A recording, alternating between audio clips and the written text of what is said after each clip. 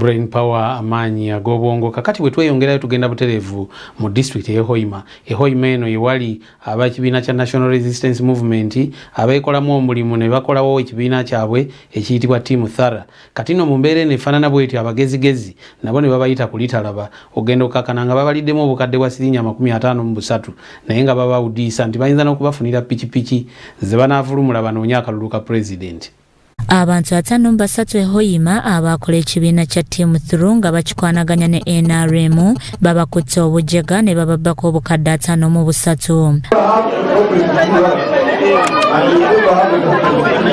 Bano era babasuubiza pikipiki kwe banaatambulira okunoonya akalulu mu 2021 ekyabalowoozesa nti abasajja balambulokofu.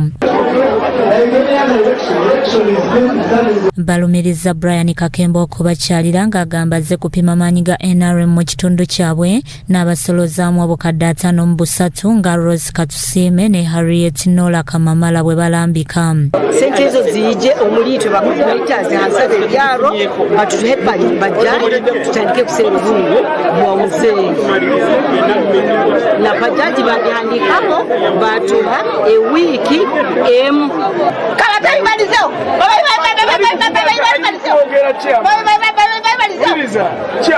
batusindikiraga meseji netugambe kuja hanaka ya Team Thara bakutugambira ebintu bingi. Kakembeera yabasuubiza obukadde 2.5 nga za kubasasula lwa kuwenja kalulu kokka mu bbanga lya myezi 2 kakuyege mwana ayindira.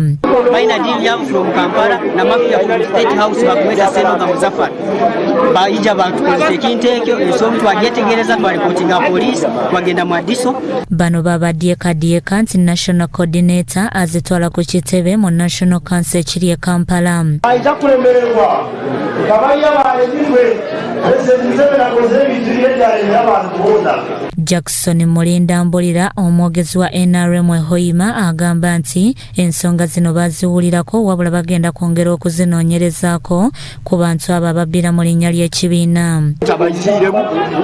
Abali answerable kandi abakutuweereza direct address ambali balugire kandi nakyo nkadde kitujja kwongera kubaguza